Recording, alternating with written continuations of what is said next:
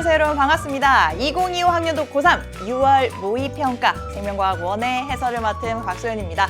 선생님이 오늘 굉장히 두근두근 하는데요. 이렇게 좋은 양질의 문제, 그러면서도 또 재밌는 문제를 여러분이랑 같이 20문제를 같이 풀어볼 생각을 하니까 굉장히 두근두근 설레고 좋습니다. 우리가 이미 본 시험에 대해서 막 엄살 부리고 어려웠어 이럴 필요는 없잖아요. 재밌었어. 이런 부분들은 이게 볼 필요가 있었던 어떤 부분이었지. 그래서 그런 부분들을 즐기면서 한번 풀이를 해 나가보도록 하겠습니다. 자, 일단은 1번부터 좀 쉬운 거는 좀 빨리빨리 한번 짚어보고 넘어가 보도록 할게요. 표는 생물의 특성의 예를 나타낸 것입니다. 1단원의 대표적인 문항이죠. 그래서 가와 나는 발생과 생장, 항상성을 순서 없이 나타낸 것이다. 이렇게 돼 있습니다. 가의 내용을 읽어보니까 사람은 더울 때 땀을 흘려서 체온을 일정하게 유지한다. 오늘 이 6월 모평을 보는 날 갑자기 굉장히 더워져가지고 아마 좀 땀을 뻘뻘 흘렸던 친구들도 있을 수 있는데, 요거는 체온을 일정하게 유지하는 항상성 조절과 관련된 내용입니다. 그래서 항상성. 자, 그다음에 나는 달걀은 뿅아리를 거쳐서 닭이 된다. 꼬꼬댁. 그래서 이거는 발생과 생장의 내용이 되겠죠. 그래서 달걀이라는 알에서부터 완성된 어떤 성체가 되는, 개체가 되는 그런 과정. 그래서 발생과 생장이다. 그 다음에 세 번째 칸에는 적응과 진화의 내용이 있고 예시가 비워져 있는 상황입니다. 자, 그럼 보기 내용 볼게요. 보기 기억에 가는 항상성이다. 맞는 내용. 그 다음에 니은 나 과정에서 세포 분열이 일어난다. 세포 분열이 이 발생과 생장이 진행되면서 세포 분열이 일어나느냐는 예전에 이제 평가원에서 기출이 된 이후로 꾸준히 출제가 되고 있는 부분이니까 충분히 맞췄으리라 생각을 합니다. 니은 옳고요. 그 다음에 디귿 적응과 진화는 그 예시에 동그라미 A로 들어갈 수 있는 거에 대한 얘기가 나오고 있죠. 더운 지역에 사는 사막 여우는 열 방출에 효과적인 큰 귀를 갖는다가 여기 해당이 될 수 있느냐. 그죠? 그런 온도 조건에 적응한 형태적인 그런 결과라고 볼 수 있기 때문에 디귿까지 맞는 보기, 기억 니은 디귿, 답은 5번이었습니다. 자, 그 다음에는 2번 문제. 요거는 2단원의 물질대사의 문항이라고 볼 수가 있겠네요. 자, 그림은 사람에서 일어나는 물질대사 과정 1과 2를 나타낸 것이다. 기억과 니은은 암모니아와 이산화탄소를 순서 없이 나타낸 거래요. 그런데 지금 여기 기억에 들어갈 수 있는 거는 이산화탄소밖에 없죠. 왜? 포도당은 CH5로만 이루어져 있기 때문에 여기에서 나오는 그런 어떤 결과물들, 노폐물들도 CH5로만 구성이 되어 있어야 합니다. 그러니까 여기서는 암모니아, N을 가진 암모니아가 나올 수가 없고, 대신에 아미노산은 CH5 외에도 질소를 가지고 있죠. 그러니까 물도 나오고 이산화탄소도 나오고 암모니아도 나올 수가 있는 그런 상태다. 이렇게 해석이 되는 심플한 문제입니다. 보기 기억에 동그라미 기억은 이산화탄소이다. 맞는 내용이고요. 그 다음에 니은, 간에서 니은, 이 암모니아가 요소로 전환되느냐 물어봤습니다. 그래서 간에서 요소로 전환되는 일이 일어난다는 거는 하도 많이 물어보는 부분이니까 다들 잘 알고 있을 거고, 그리고 간이 소화계다라는 것도 하도 많이 물어보니까 잘 알고 있겠죠. 이번에 그렇게 물어보진 않았지만 이 문항에서는, 그래서 알고 있어야 되는 내용이고, 그 다음에 디귿, 1과 2 과정에서 모두 이화작용이 일어나느냐. 지금 1, 2 모두 영양소를 분해하는 그런 과정이잖아요. 그러니까 이화작용, 그중에서도 세포호흡에 해당이 된다고 볼 수 있습니다. 그래서 디귿 옳은 내용. 자, 그러면 답은 기억 니은 디귿해서 5번이 되겠죠. 이렇게 해서 체크하고, 자, 그 다음에는 3번 문제 넘어가겠습니다. 3번 문제는 3단원의 방어작용 내용이 여기 앞부분에 좀 진출했고요. 그린 간은 어떤 사람이 병원체 X에 감염되었을 때 생성된 X에 대한 항체 Y의 구조를, 나는 이 병원체 X와 Y라는 항체의 항원항체 반응을 그림으로 나타낸 것이다. 그 다음에 지금 여기 항체에서도 윗부분과 아랫부분을 기역과 니은으로 따로 지금 이렇게 지정을 해놓고 있잖아요. 그래서 기역과 니은 중 하나는 항원 결합 부위이다. 이렇게 되어 있는데 어디가 항원 결합 부위죠? 둘 중에? 여기 이렇게 Y자의 팔 부분에 해당하는 부분이 항원과 결합할 수 있는 항원 결합 부위.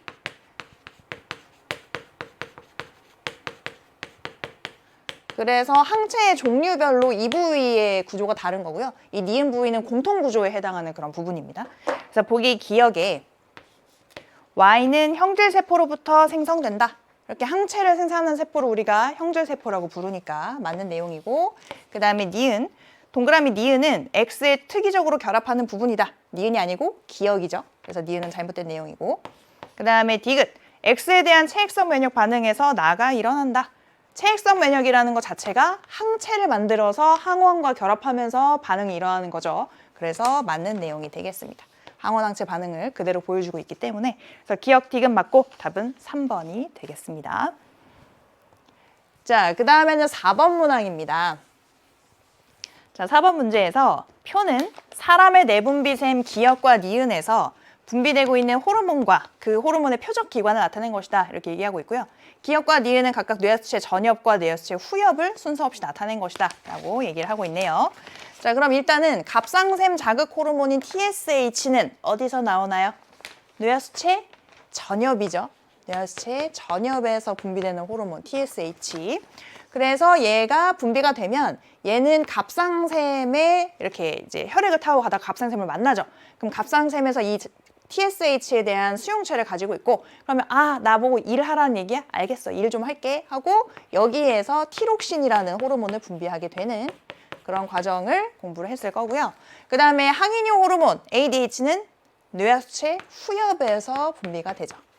뇌후. 그러면 표적기관은 어디입니까? 요거는 콩팥에 작용을 하게 되면서 콩팥에서 수분의 재흡수를 촉진하는 그런 호르몬이죠. 자, 그럼 보기 기억입니다. 동그라미 기억은 뇌하수체 후엽이다. 아니고 전엽이기 때문에 틀렸고요. 그 다음에 니은 ADH는 콩팥에서 물의 재흡수를 촉진한다. ADH는 콩팥에서 물의 재흡수를 촉진하는. 그래서 얘의 표적기관은 어디? 배설계에 속하는 기관이죠.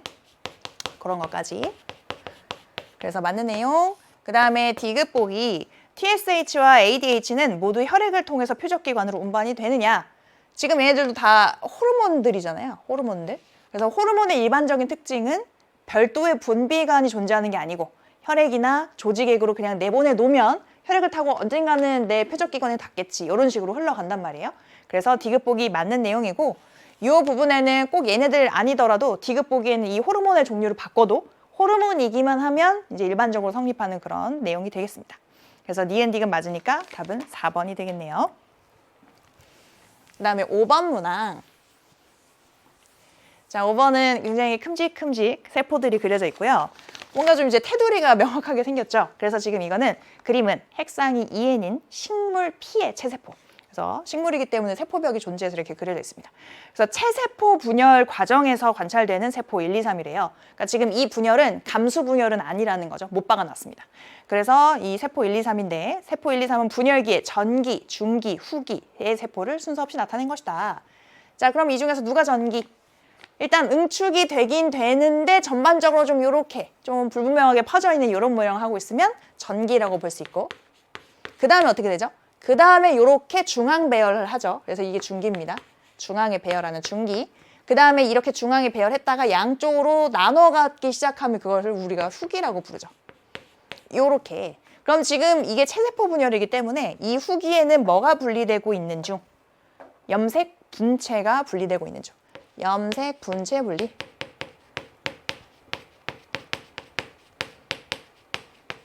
요렇게 생각을 해볼 수가 있겠죠. 자, 그럼 보기 내용 볼게요. 보기 기억에 원은 전기의 세포이다. 맞죠? 옳고. 자, 그 다음에 니은입니다. 3에서 상동염색체의 접합이 일어났느냐. 그래서 우리가 상동염색체의 접합은 언제 일어나요? 감수 1분열에서만 상동염색 접합이라는 게 일어나죠. 감수 2분열도 안 되고 체세포 분열은 당연히 그런 일이 일어나지 않습니다. 그래서 그렇지 않다. 틀렸고. 그 다음에 디귿 보기 1, 2, 3에는 모두 히스톤 단백질이 있다. 별표. 이게 뭐 상당히 자주 나오기는 하는데 또 이런 맥락에 섞어놓으면 갑자기 또 당황스러울 수도 있는. 그래서 히스톤 단백질이라는 거는 어느 시기에나 다 존재합니다. 여기 뭐 전기, 중기, 후기뿐만 아니라 간기에 해당하는 G1기, S기, G2기에도 히스톤 단백질은 항상 존재해요.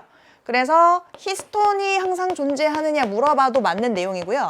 그 다음에 이거를 뉴클레오솜으로 바꿔도 맞는 내용이고. 그죠?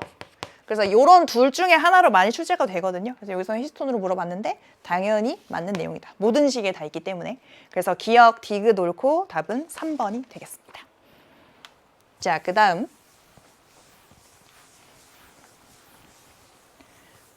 자, 이제는 6번입니다. 6번이 1단원의 그 탐구 관련된 문제인데 사실 읽다 보면 굉장히 저런 게 있어? 하고 좀 호기심이 들게 만드는 저런 물질이 뭘까? 이렇게 좀 궁금하거든요. 그러니까 그런 구체적인 정보는 알 수 없지만 이게 또 이제 연구에 기반해서 실제 어떤 데이터가 있을 거예요.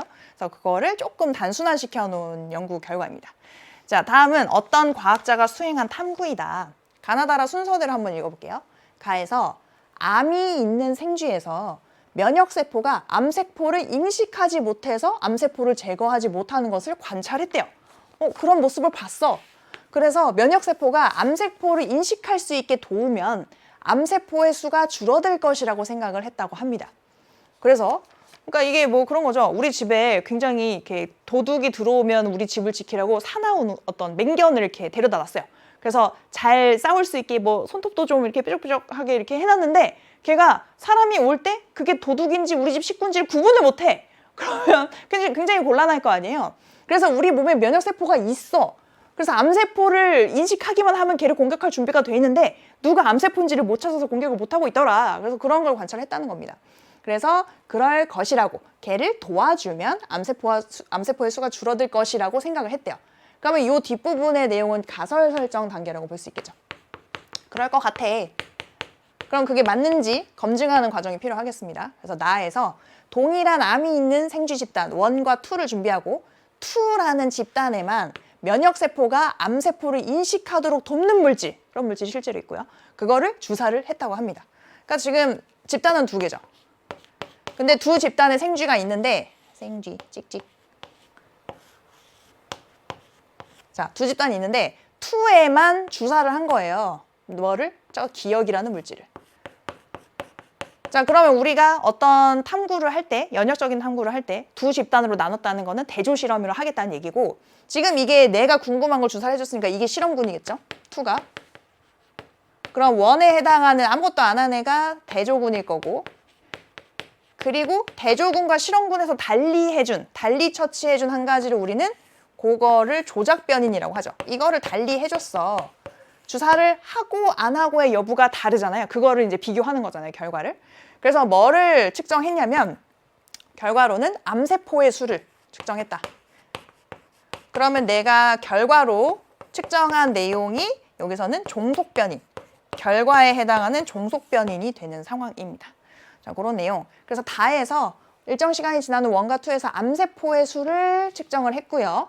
그랬더니 동그라미 A에서만 암세포의 수가 줄어들었대요. 근데 누가 봐도 뭐 얘일 거 아니에요? 그래서 일단 보통 선생님은 이 결과 분석 단계를 지나가서 결론 도출 먼저 읽고 오라고 하는데 이거는 너무 눈에 빤히 보여가지고 그냥 써놔도 될 것 같습니다.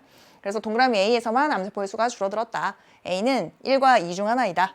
그래서 결론, 암이 있는 생쥐에서 면역세포가 암세포를 인식하도록 도우면 암세포의 수가 줄어든다는 결론을 내렸다. 그래서 우리가 써놨던 게 맞는 그런 결론이 나왔죠. 자, 이런 내용입니다. 그래서 이 탐구의 내용 자체는 굉장히 분석하기가 쉬운 그런 내용으로 되어 있고, 그래서 보기 기억에 조작 변이는 동그라미 기억의 주사 여부이다. 주사를 했느냐 안 했느냐 여부, 그죠? 그래서 기억 옳고요. 그 다음에 니은 동그라미 A는 2이다. 동그라미 A는 2이다. 맞고요. 그 다음에 디귿 라는 탐구 과정중에 결론 도출 단계이다. 그냥 써줬죠. 대놓고 결론을 내렸습니다. 이거를 4글자로 뭐라고 할까요? 결론 도출이라고 합니다. 그래서 디귿도 맞는 내용이다. 기억, 니은, 디귿 답은 5번이 되겠습니다.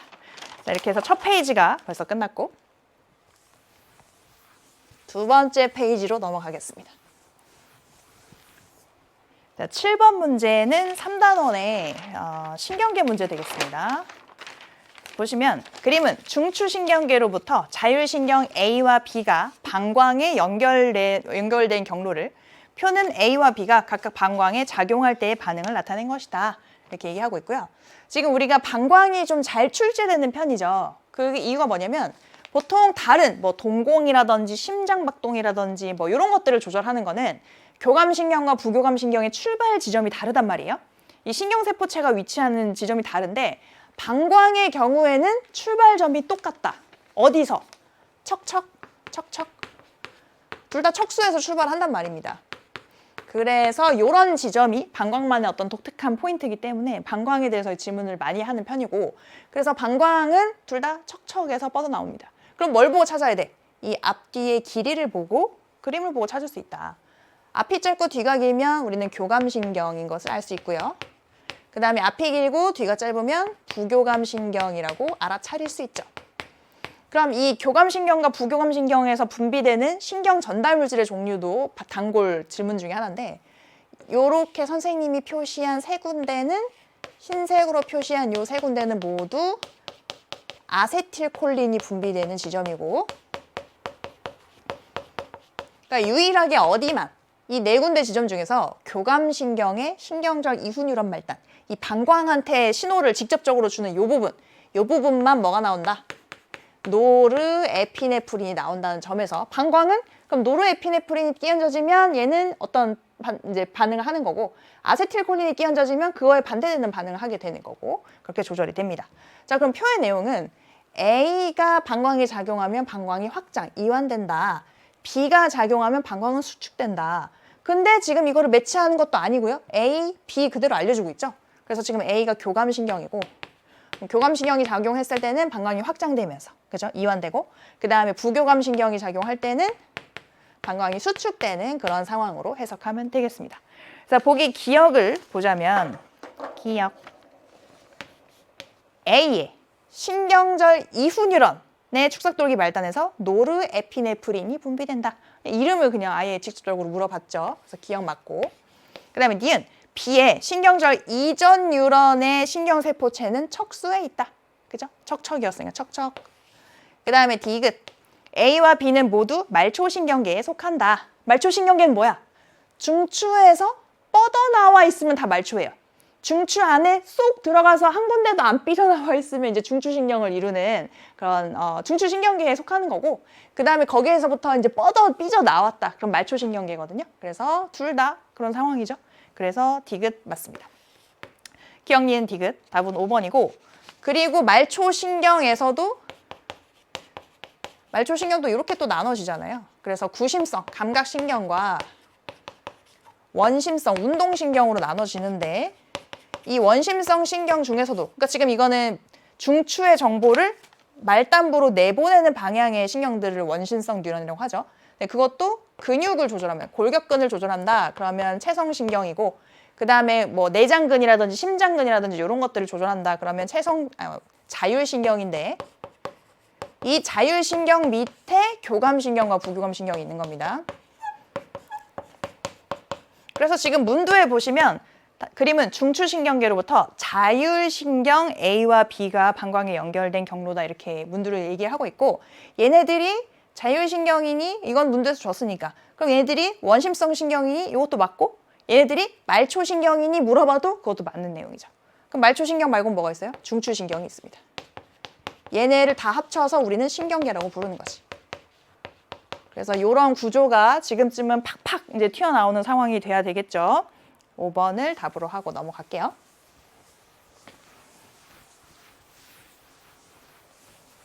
자, 그 다음은 8번입니다. 다음은 사람 몸을 구성하는 기관계에 대한 자료이다. 그래서 A와 B에 대해서 아주 심플한 그 표가 하나 나와 있는데, 각각 배설계와 소화계를 순서 없이 나타낸 것이다. 이건 뭐예요? 여러분들을 괴롭게 할 의도가 전혀 하나도 느껴지지 않는 굉장히 순수한 문항이다. 그래서 A에서 음식물을 분해하여 영양소를 흡수한답니다. 배설계겠어요? 소화계겠어요? 이거는 생명과학을 전혀 공부하지 않은 사람들도 맞출 수가 있겠죠. 배설계 아니면 소화계인데 영양소를 흡수한데 소화계겠다. 그럼 B는 배설계가 되는 거고, 배설계에서 오줌을 통해 노폐물을 몸 밖으로 내보낸다. 그렇죠? 너무 딱딱 맞아 떨어지죠. 그래서 기억 A는 소화계이다. 오케이. 그 다음에 니은 소장은 B에 속한다. 소장은 뭐가 지나가?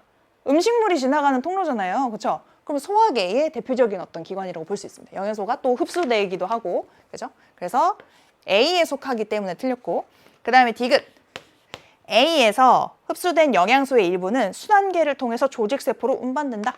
그렇죠? 여기서 흡수한 영양소를 순환계 혼자 쓰는 게 아니고 온몸에 다 보내주잖아요. 그래야 다른 세포들도 먹고 살 수 있으니까. 에너지를 낼 수 있으니까. 그래서 디귿 맞는 내용.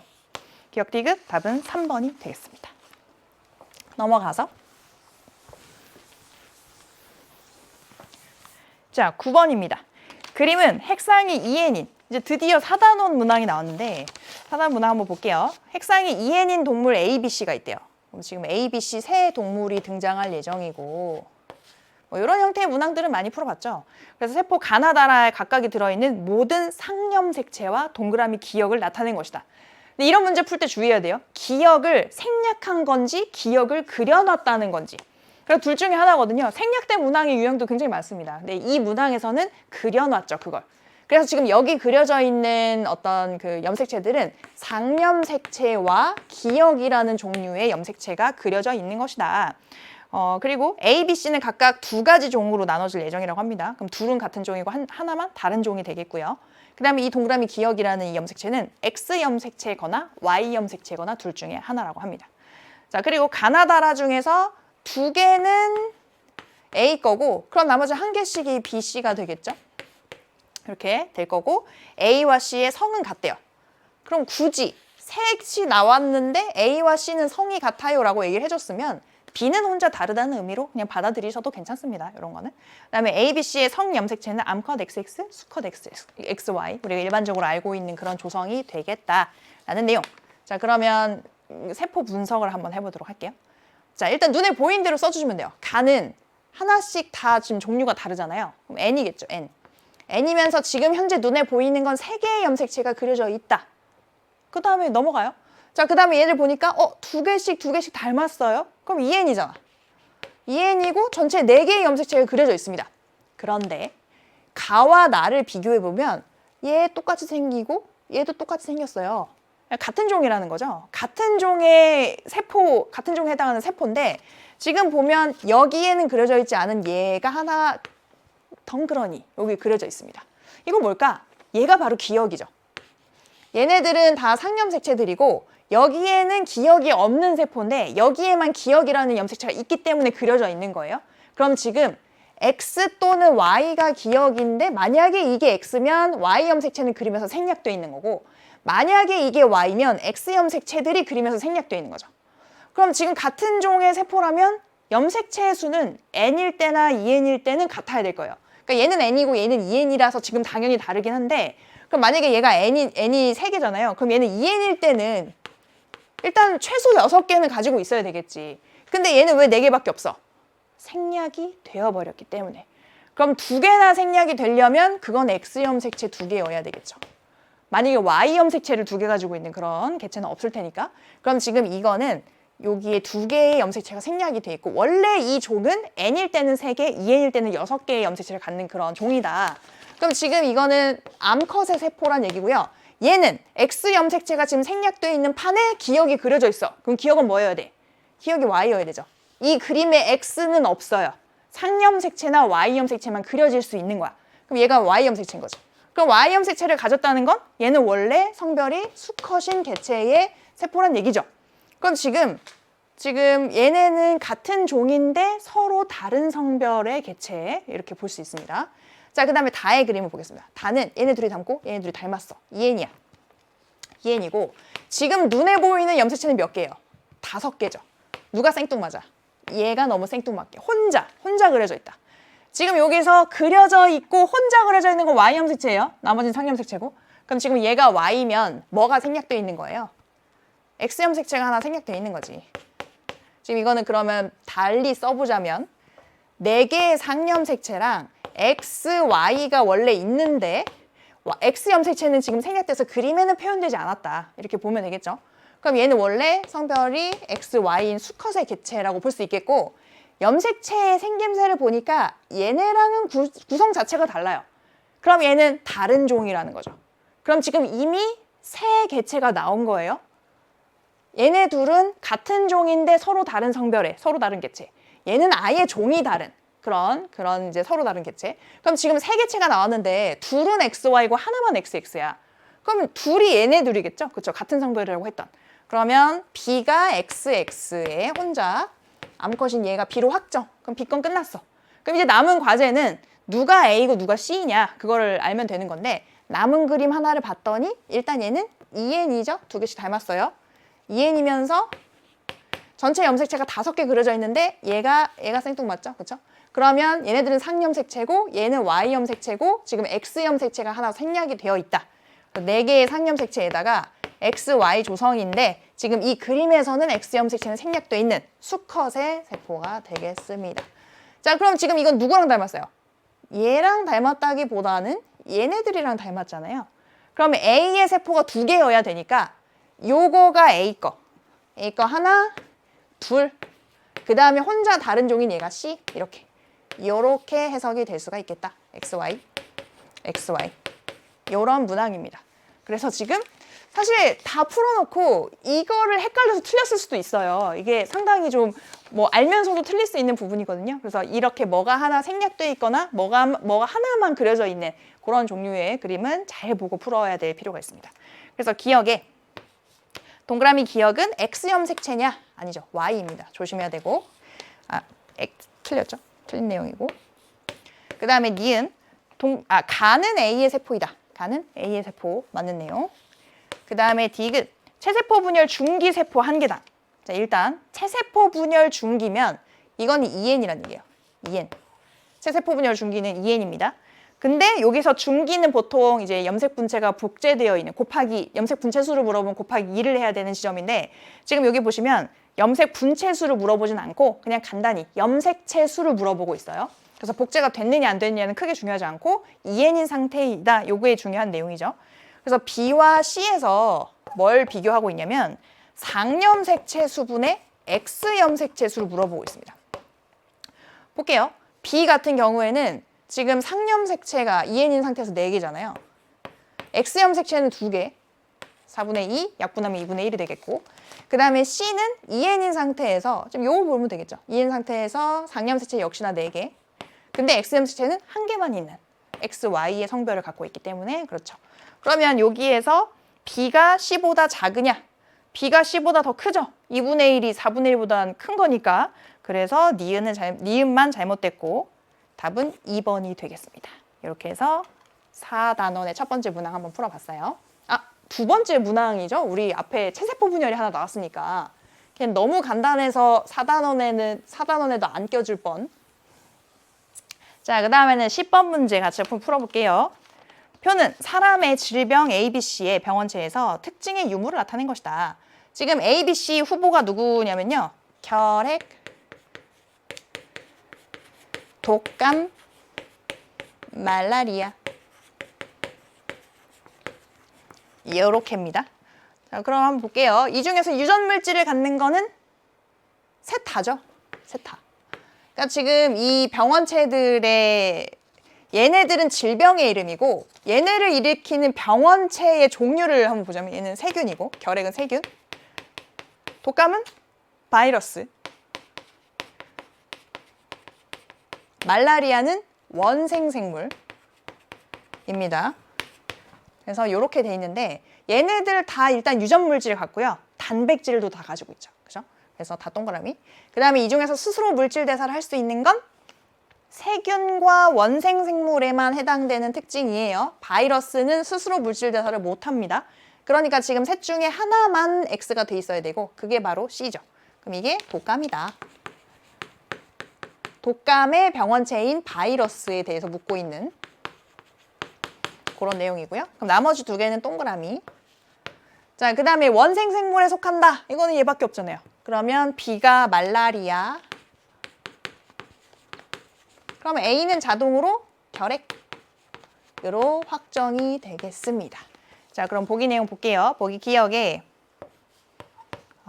동그라미 기억은 X냐? 아니죠? O니까 틀렸습니다. 그 다음에 니은 B는 비감염성 질병이냐? 비감염성 질병이면 원인이 병원체가 아닌 거죠. 근데 이건 지금 다 병원체에 의해서 일어나는 감염성 질병들이죠. 그러니까 이거는 A, B, C 모두에 해당되지 않는 특징입니다. 니은 틀렸고. 그 다음에 디귿 C의 병원체는 바이러스이다. 옳다. 오케이. 그래서 답은 디귿 2번이 됩니다. 자, 그 다음에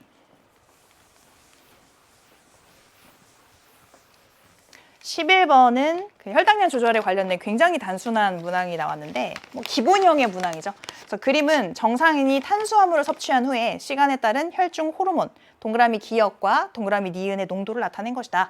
글룩하고 나뉘면 인슐린이랍니다. 자, 그러면 탄수화물을 먹었어요. 그때부터 혈당량이 쫙 올라가겠죠. 소화되고 흡수되면서. 그때 같이 올라가는 기억은 누구야? 이게 인슐린이지. 인슐린. 그러면 공복일 때, 꼬르륵일 때 가장 많이 나오다가 이제 밥 먹으면 나올 필요가 없는 애가 바로 글루카곤. 혈당량을 더 높여주는 호르몬이 이제 더 나올 필요가 없잖아요. 그래서 글루카곤은 분비량이 줄어든다. 뭐 요거예요. 요게 끝입니다. 자, 그래서 기억에 동그라미 기억은 세포로의 포도당 흡수를 촉진한다. 그쵸? 그러면서 혈액 속에 있는 포도당의 양은 낮추는 그런 작용을 하는 거죠. 기억 옳고. 그 다음에 니은 혈중 포도당의 농도는 T2일 때가 T1일 때보다 높은지 물어봤어요. 그럼 지금 혈당량이 높아졌기 때문에 인슐린이 많이 나왔잖아요. 인슐린이 혈당량을 낮추는 호르몬이거든요. 얘가 열심히 일을 오래오래 2시간 이상 한 결과가 지금 T2 시점이에요. 그럼 얘는 한참 혈당량을 낮춰놓은 상황이죠. 그러니까 혈당량이 T1이 더 높아야죠. 지금 이렇게 피크 거의 그렇게 이제 혈당량이 치솟았을 때. 그렇기 때문에 T2가 더 높을 수가 없습니다. 조절이 좀 된 상황이기 때문에. 그 다음에 디귿. 동그라미 기억과 니은의 분비를 조절하는 중추는 항상성 조절 중추인 간뇌시상하부지 중간뇌가 아니죠. 그래서 틀렸습니다. 기억만 맞고 답은 1번. 자, 그 다음에 12번 문제. 4단원 문항이지만 겁먹을 필요가 없는 문항 나왔습니다. 자, 사람의 유전형질 가에 대한 내용인데요. 사람의 유전형질 가는 굉장히 중요한 단서가 문두에 딱 숨어 있죠. 같은 염색체에 있는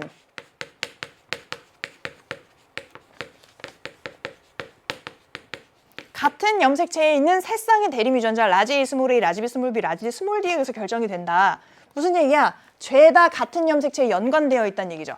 세트란 얘기예요. 연관. 굉장히 문제 풀이가 편안해질 겁니다.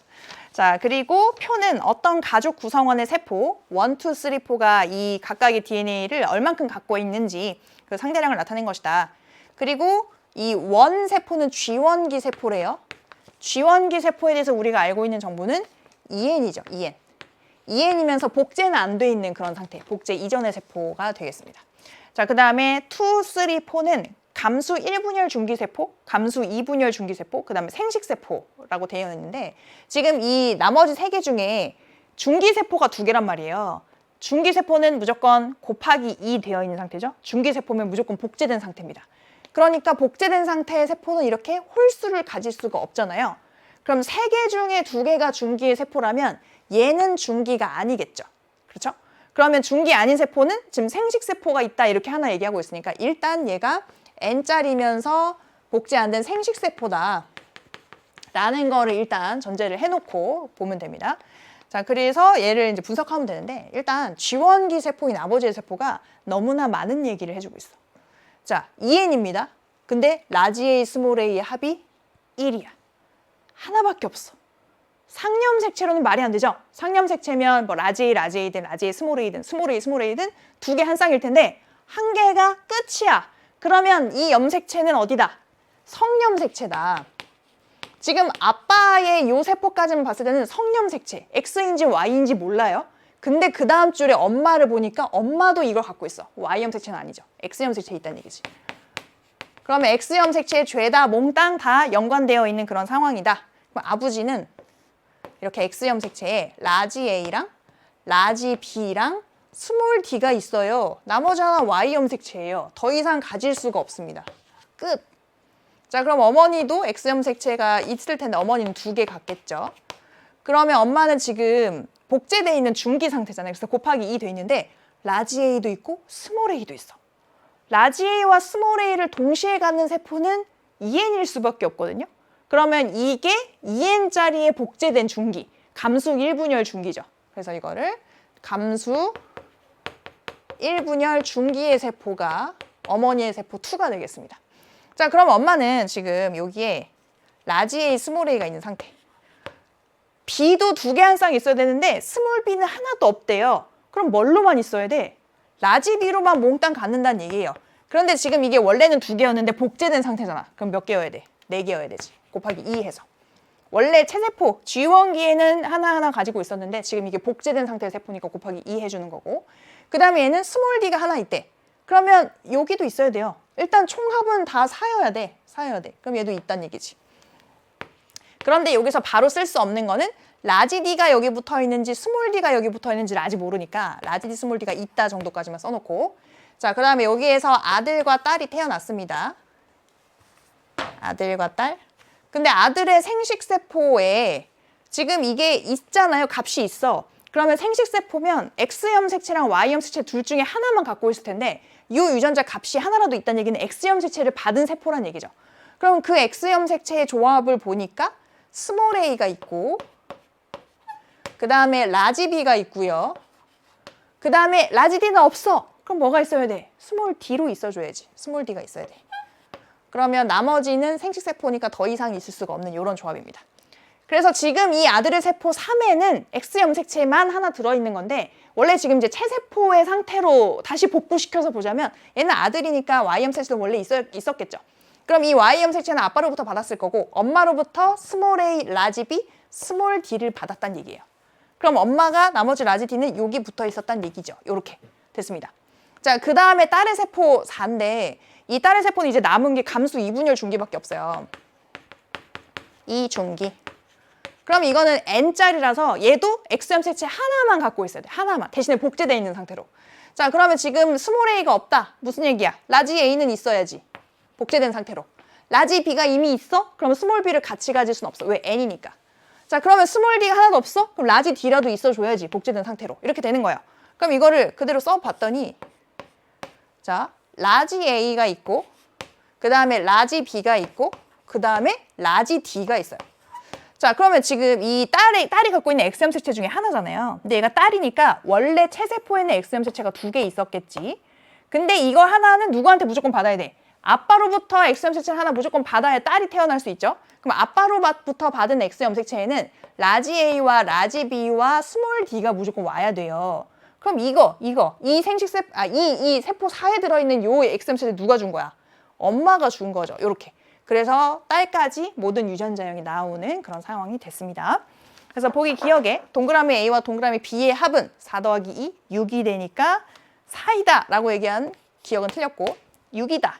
자, 그 다음에 니은 4의 염색 분체수분의 2의 염색 분체수를 얘기를 하고 있습니다. 그러면 4는 일단 지금 N이잖아요. N. 그러면 그때는 염색체가 23개. 니은 보기에 23개의 염색체가 중기니까 곱하기 2 돼 있죠. 염색 분체수로 물어봤어요. 분해. 그 다음에 2의 세포는 엄마의 2N짜리, 감수 1분열 중기니까 2N짜리거든요. 2N이면 46개의 염색체를 가지고 있는데 중기니까 곱하기 2 돼 있단 말이에요. 이거 얼마야? 약분하면 2잖아요. 2. 그래서 2다. 니은 오른보기. 그 다음에 디귿.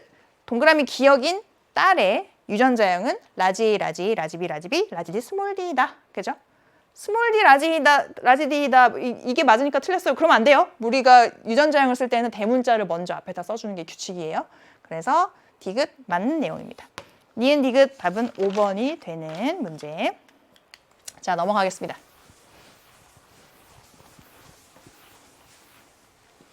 그다음에 13번 근육의 수축 문제 돌아왔습니다. 자, 다음은 골격근의 수축 과정에 대한 자료이다. 이렇게 얘기하고 있고요. 우리가 많이 봤던 자료. 지금 기억은 2분의 I대. 니은은 겹친 부분의 절반, 2분의 겹친 부분. 디귿은 온전한 H대. 이렇게 돼 있죠. 그래서 우리가 근육의 수축에서 꼭 봐야 하는 부분은 이 기역과 니은의 합은 이쪽에 튀어나온 액틴 필라멘트의 길이기 때문에 기역과 니은의 합은 일정한 어떤 값을 가질 것이다 라는 거 하나. 그 다음에 우리가 A대의 길이를 계산하고 싶으면 A대는 요 기호로 나타냈을 때는 양쪽에 겹친 부분, 이 니은과 가운데 들어있는 디귿을 해주면 이게 전체 A대 마이오신 필라멘트의 길이가 나온다는 거. 그 다음에 세 번째, X 한마디의 길이를 구하고 싶다. 그럼 이거는 방법이 이제 뭐 2가지로 나눌 수 있는데 사실 그게 다른 내용은 아니고 가운데 들어있는 이 A대 있죠? A대와 양쪽에 있는 액틴만 있는 부분, 그래서 이제 I대라고 얘기를 해도 되는데 그럼 지금 여기 쓴 기호를 나타내 보자면 A대는 요거를 그대로 대입해서 이 니은 플러스 디귿 그 다음에 I대는 여기서 양쪽에 기역을 2번 다 더한 거죠. 이 기역. 요거 다 더해주면 한마디 길이가 나온다. 근데 이렇게 계산해도 되고 아니면 양쪽 기역과 니은의 이 길이 합, 양쪽 액틴의 길이가 밝혀질 테니까 거기다가 가운데 껴있는 디귿, H대의 길이만 한번 더 더해주면 이렇게도 구할 수 있다라는 거 요거 가지고 풀어낼 겁니다. 자, 그래서 보면은 표가 하나 나와 있는데 골격근의 수축 과정의 두 시점 T1, T2일 때 기역과 디귿의 길이를 더한 값과 니은과 디귿의 길이를 더한 값 그리고 x의 길이를 나타낸 것이고 여기 더 단서 하나로 주어진 게 T1일 때 x의 길이 물음표죠? 그거를 대문자 L로 나타낼 수 있다고 얘기하고 있습니다. 그리고 A대의 길이는 1.6이다. 사실 T1일 때 A대의 길이가 1.6이라고 얘기하고 있지만 A대의 길이도 변하지 않는 부분의 길이기 때문에 1.6으로 고정이다. 이렇게 보면 되겠습니다. 자, 그러면 우리가 이거를 가지고 옆에다가 기역, 니은, 디귿의 각각의 길이를 구해볼 거거든요. 근데 저기서 굉장히 눈에 띄는 게 니은, 디귿이 1.6이에요. 이거를 여기다가 넣으면 니은, 디귿이 1.4잖아요. 니은 더하기 디귿이 1.4야. 여기다가 니은을 한 번만 더 더해주면 A대의 길이가 되는 거죠. 그럼 그 한 번만 더 더하는 니은의 길이가 0.2면 전체 식이 성립이 되잖아요. 그래서 지금 T1 상황에서는 니은이 0.2예요. 그럼 디귿이 뭐야? 디귿이 1.2지. 일단 여기까지 T1에서. 요것만 일단 읽어낼 수 있으면 되고. 자, 그 다음에는 T2에서 기역의 길이를 우리가 한번 좀 구해보려고 합니다. 잘 보세요. 우리는 지금 X의 길이를 알아요. 그리고 뭘 또 알지? A대의 길이를 압니다. 그럼 뭐의 길이를 알 수 있을까? X의 길이를 알고 A대의 길이를 알면 이 기역의 길이를 알 수 있죠. 그죠? 그래서 T2일 때 X가 2.8이에요. 이 2.8이라는 길이는 A대와 I대죠. 그죠? 지금 A대의 길이가 1.6이란 말이에요. 그럼 I대의 길이는 얼마여야 돼? 1.2란 얘기죠. 근데 이 I대가 이 기역이라고 표현할 수도 있잖아요. 그럼 기역은 얼마야? 0.6이지. 0.6. 그러면 기역과 디귿의 합이 1.4니까 디귿은 얼마? 0.8이어야 되겠죠. 이렇게 되는 겁니다. 이렇게. 자, 그러면 지금 여기 A대가 1.6이잖아요. 디귿이 0.8이잖아요.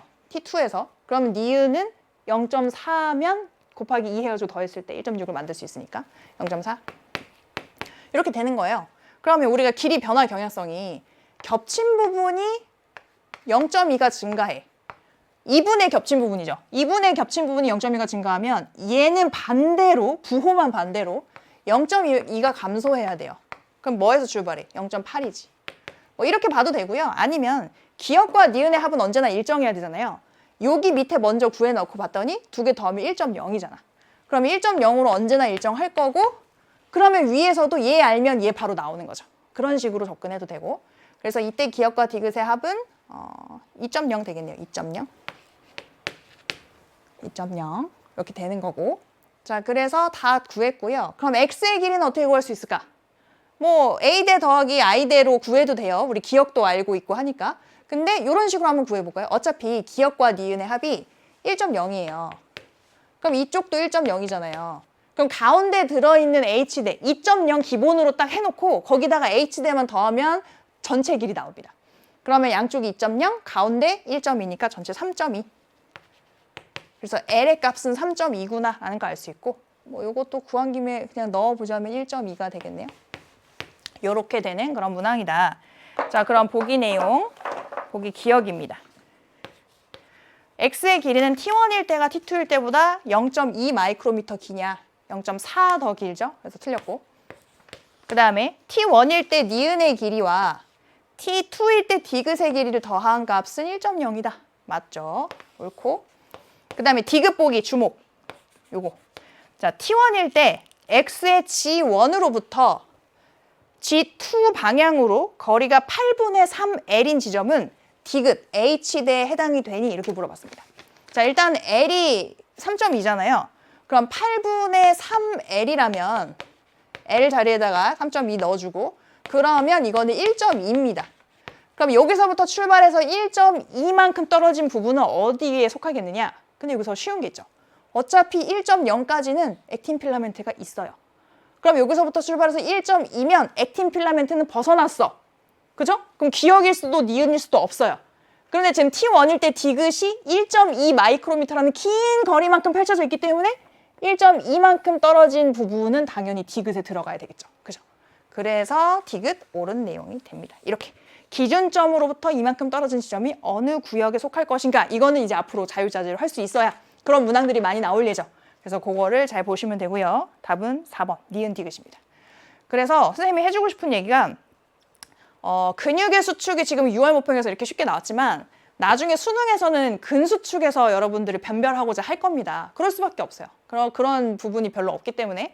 그래서 여기서 어렵게 나올 텐데 여러분들이 이거를 버려서는 고득점을 하기 힘들다. 혹시 근육의 수축에서 어려움을 겪고 있다면 꼭 극복을 하셔야 돼요. 그런데 유전보다는 훨씬 얘가 극복하기가 쉬운 부분이라서 겁먹지 마시고 뭐 수능 특강이 됐든 수능 완성이 됐든 아니면 선생님이 이제 앞으로 하게 될 약점 공략이 됐든 하루 딱 날 잡아서 들으면 여러분들이 충분히 극복 가능하니까 같이 열심히 극복해놓고 9월 모평을 맞이하도록 했으면 좋겠습니다. 자, 그 다음에는 14번 문제. 다음은 사람의 유전형질 가와 나에 대한 자료입니다. 한번 읽어볼게요, 천천히. 가의 유전자는 6번 염색체에 있고요. 상염색체죠. 나의 유전자는 7번 염색체, 역시 상염색체에 존재합니다. 근데 가는 딱 한 쌍의 대림 유전자에서 결정되는 단일인자 유전인데 대림 유전자에는 세 종류가 있는 복대림 유전이네요. 그런 명칭이 중요한 문제는 아니고 그다음에 가의 표현형은 4가지. 딱 여기까지만 봐도 대림 유전자가 세 종류인데 표현형이 더 많아? 우열관계가 불분명한 게 껴있겠구나. 이렇게 봐야 돼요. 자, 그래서 쭉 읽어보니까 가의 유전자형이 AA인 사람과 AB인 사람의 표현형이 같대요. 그럼 얘는 A가 발현될 거고 얘도 A가 발현된다는 얘기죠. A와 B가 같이 있어도. 그러면 저 문장을 보고 A가 B에 대해서는 완전 우성이구나. 자, 그 다음에 유전자형이 BD인 사람과 DD인 사람의 표현형은 같다. 그럼 DD인 사람은 D가 발현될 거고 BD인 사람도 D가 발현된다는 얘기니까 D가 B에 대해서 완전 우성이구나. 그럼 우열관계가 불분명한 거는 A와 D가 되겠다. 그러면 A와 D가 같이 있는 이형접합일 때는 A도 아니고 D도 아닌 또 다른 표현형이 나온다는 얘기입니다. 그래서 4가지가 되는 거죠. 자, 그 다음에 나라는 형질은 아까 7번 염색체에 있다고 했는데 2쌍의 대림 유전자가 관여한답니다. 그렇다는 얘기는 2쌍이 다 7번 염색체에 연관되어 있다는 얘기죠. 묶여 있어요. 이런 얘기입니다. 그래서 다인자 유전이긴 한데 연관되어 있다는 걸 알려주고 있고 그래서 크게 어렵진 않은 문제. 그래서 라지 스몰이 라지 F 스몰 F에 의해서 결정됩니다. 그리고 다인자 유전이다 보니까 대문자 수에 의해서 표현형이 결정된다 하는 문장 나오고 있고요. 자, 이제 PQ라는 두 사람이 나올 건데 P, Q. 자, P의 유전자형은 A, B에 라지 E, 스몰이 라지 F, 스몰 F래요. 그 다음에 Q와 P는 나에 대한 표현형이 서로 같답니다. 이게 무슨 소리냐면 지금 이게 유전자형을 다 제치고 대문자 2개잖아요. 그러면 Q도 대문자가 2개가 된다는 얘기예요. 그 유전자형과는 상관없이 대문자 2개기만 하면 된다. 그 다음에 P와 Q 사이에서 자손 A가 태어날 때 이 동그라미 A에게서 나타날 수 있는 가와 나의 표현형은 최대 12가지. 2가지 표현형을 조합해서 10이라는 숫자를 만들어야 된다는 얘기예요. 근데 서로 독립돼 있거든요. 그럼 곱해서 10이라는 숫자가 나와야 된다. 그러면 조합은 이거밖에 없지. 4 곱하기 3.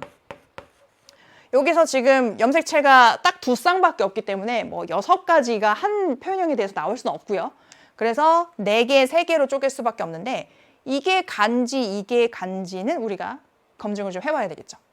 자, 그럼 일단은 가에 대해서 먼저 한번 해보겠습니다. 지금 P가 A, B의 유전자형인데 그럼 일단 만약에 Q가 AA나 BB나 그 다음에 아니면 DD 이런 동형접합이 하나라도 껴있다고 한다면 유전자형 자체가 둘 중에 하나밖에 안 나와요. 유전자형이 2가지. 그러니까 이 3가지든 4가지든 이런 표현형이 나올 수가 없죠. 그래서 동형접합은 일단 탈락. 자, 그 다음에 그럼 남은 거는 이제 이형접합인 애들이잖아요. 그럼 만약에 이형접합이 A, B나 아니면 A, D나 아니면 뭐 BD, BD를 더 우성인 거 D부터 먼저 써볼게요.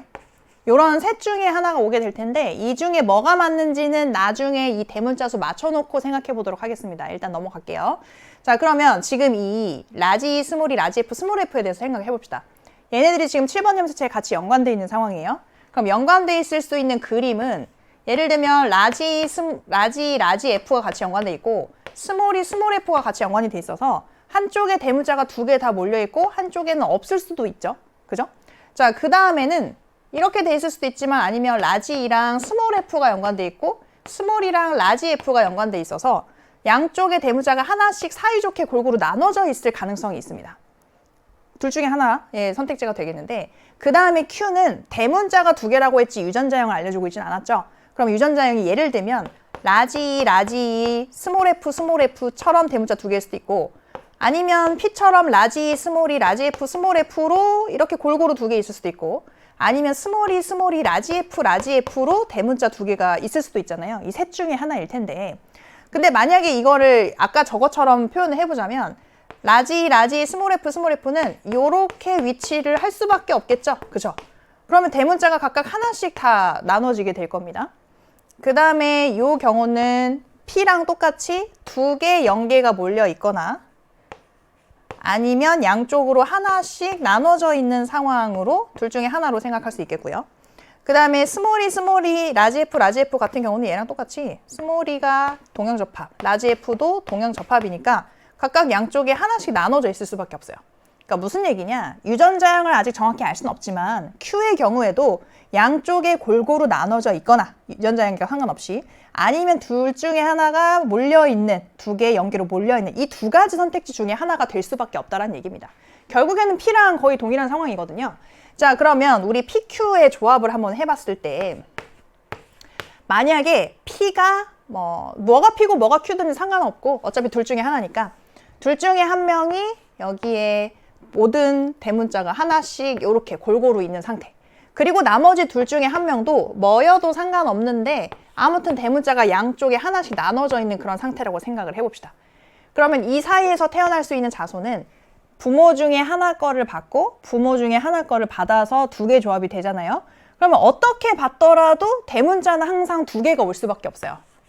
자, 그런 대문자의 수만 올 수 있기 때문에 여기서 나올 수 있는 그 표현형의 수는 한 가지죠. 한 가지. 이렇게 될 거고, 그 다음에 만약에 어떤 한쪽은 두 개 연계를 갖고 그 다음에 다른 한쪽도 똑같은 어떤 조합으로 두 개 연계의 어떤 한쪽으로 몰려있는 조합을 갖고 있다면 이때는 어떻게 돼요? 이때는 요렇게 받으면 0개부터 그 다음에 요렇게 받으면 2개 가능하죠. 이렇게 받아도 2개가 될 거고, 그 다음에 요렇게 받으면 4개의 최대 대문자까지 가능합니다. 그럼 서로 다른 대문자 수가 3개가 나오니까 3가지의 서로 다른 표현형이 나올 수 있어요. 이렇게. 자, 그 다음에 마지막으로 한번 해봅시다. 마지막으로는 위에를 너무 크게 써가지고 조금 작게. 자, 그러면 마지막으로는 남은 선택지가 양쪽에 둘 다 하나씩 골고루 있는 사람과 한쪽에 몰려있는 사람, 이렇게 서로 다른 조합이 만나는 경우죠. 이렇게 되면 대문자의 수는 적게 받으면 1개, 제일 많이 받으면 3개, 근데 그거 외에는 다른 선택지는 없는 상태. 이렇게 해서 총 서로 다른 2가지의 표현형이 나오게 된다고요. 근데 지금 우리가 저기서 4 곱하기 3이었잖아요. 그러니까 지금 4 또는 3의 표현형의 수가 나와야 되는데 지금 최대치가 3입니다. 그러면 3가지가 나에 대한 표현형의 가지수고, 이쪽으로 와서 적어볼게요. 이 3이라는 숫자가 나에 대한 표현형 수여야 되고 4가 가에 대한 표현형의 수여야 된단 말이에요. 그러면 가에서 얘네 둘 사이에서 서로 다른 4가지 표현형이 다 나와야 된다는 얘기입니다. 자, 그럼 만약에 가에 대한 유전자인 Q가 A, B를 가지고 있다면 여기에서는 A가 발현되는 사람과 B가 발현되는 사람 2가지밖에 나올 수가 없어요. 그게 아니란 얘기죠. 그 다음에 만약에 AD, 그럼 AB,와 AD 사이에서 나올 수 있는 유전자를 다 적었을 때 AA, 그 다음에 AD, 그 다음에 AB, 그 다음에 DB, 이렇게 될 텐데 결국에는 이거랑 같은 표현형으로 합쳐지니까 3가지의 표현형밖에 안 나온다. 그럼 이것도 탈락. 그럼 DB를 한번 조합을 해봅시다. DB의 조합을 해봤을 때는 AB와 DB 사이에서 AD, AB, 그 다음에 D 먼저 쓸게요. DB, BB로 서로 다른 4가지의 표현형이 다 나올 수가 있기 때문에 그래서 Q의 유전자형은 DB였다는 거를 확정을 해볼 수가 있겠죠. 이렇게. 그리고 Q도 지금 이쪽도 이렇게 2개 연계되어 있고 이쪽 Q도 2개 연계되어 있어야 지금 3가지 표현형이 나올 수 있는 거잖아요. 나에 대해서. 그러면 유전자형도 역시 마찬가지로 라지 스몰이 라지 F 스몰 F로 같았겠다 까지 유추를 해볼 수가 있겠습니다. 자, 그러면 문항에서 요구하는 거는 A가 태어날 때 가나의 표현형이 모두 Q와 같을 확률. 그럼 가에 대해서 같을 확률은 얼마예요? DB에 똑같은 유전자형이 나와야 되니까 4분의 1이고 그 다음에 나에 대해서는 대문자가 2개 나와야 되잖아요. 그러면 요렇게 받거나 요렇게 받거나 둘 중에 하나. 그럼 전체 4가지 중에 반절이니까 2분의 1의 확률 곱해주면 8분의 1이 되면서 정답은 4번이 되겠습니다. 자, 그 다음에는 15번. 자극의 전도 문제 풀어보도록 하겠습니다. 자, 다음은 민마리집 신경의 흥분 전도와 전달에 대한 자료이다. 이렇게 시작을 하고 있고요. 차근차근 한번 읽어볼게요. 그림은 뉴런 A, B, C의 지점 P와 Q의 D1부터 D6까지의 위치를 나타냈습니다.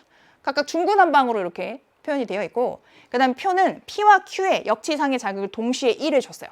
동시에 여기다가 자극을 주고 이 자료에서의 좀 독특한 점은 3ms 지난 다음에 자 여기다 동시에 자극 줬어요. 그럼 6지점이 있지만 3ms만큼 기다렸다가 D1과 D2에서만 측정을 해요. 그 다음에 6ms가 지나기까지 기다렸다가 D3와 D4에서만 2지점에서 측정을 합니다. 그 다음에 7ms가 지나길 기다렸다가 그러니까 여기서부터 1ms 지난 후죠. 그때 D5와 D6 2지점에서만 측정을 해서 표에다가 올려놨다 이렇게 돼 있어요. 근데 세 시점에서 측정했지만 여기 6ms만 여기다가 올려줬고 T1과 T2가 각각 3과 7ms가 되는 그런 상황이 된다라고 얘기하고 있습니다. 자, 그 다음에 P와 D1 사이의 거리는 1cm래요. 그러니까 지금 요 거리랑 같다는 얘기죠.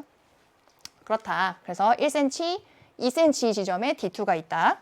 그리고 이 XY라는 숫자가 여기 이 문자가 들어가 있는데 이거는 플러스 30과 마이너스 60을 순서 없이 나타냈다고 합니다. 자, 일단 요거부터 한번 집어넣어 볼까요?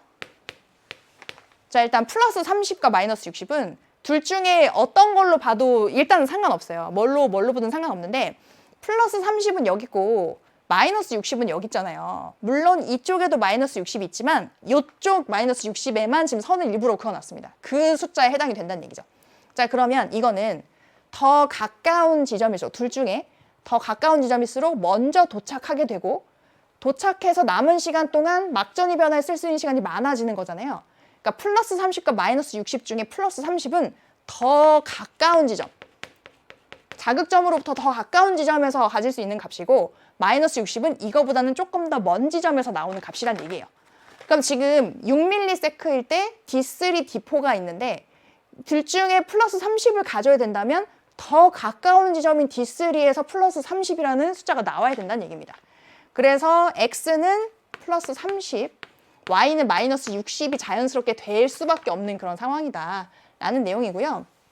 근데 지금 뭐 구체적으로 숫자는 이게 될 수도 있고 요게 될 수도 있죠. 근데 이걸로 보더라도 플러스 30이 마이너스 60보다는 더 가까운 지점이라는 걸 알 수 있습니다. 자, 이렇게 해놓고 보니까 지금 여기에 더 보면은 A와 B의 흥분 전도 속도는 1cm/ms라고 속도를 주고 있어요. 얘도 1cm/ms, 그 다음에 B도 1cm/ms, 그 다음에 C는 2cm/ms다. 이렇게 속도를 알려주고 있고요. 그 다음에 A와 C에서 활동 전이가 발생했을 때 각각 둘 중에 하나는 A의 그래프, 둘 중에 하나는 C의 그래프.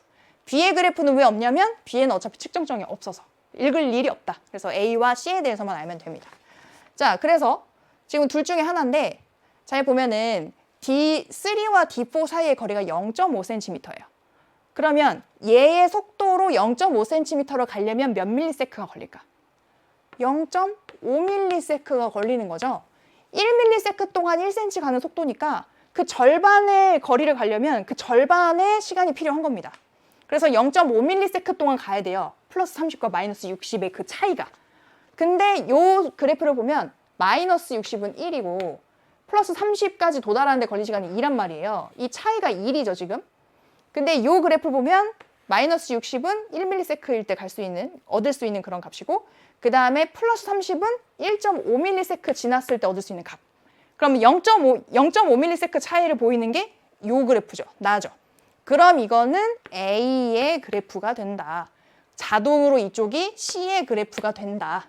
지금 얘의 속도를 알고 있는 상황에서 D3와 D4 사이에 그런 간격에 해당하는 시간을 봤더니 이 그래프가 맞더라. 이렇게 해서 일단 찾아냈습니다.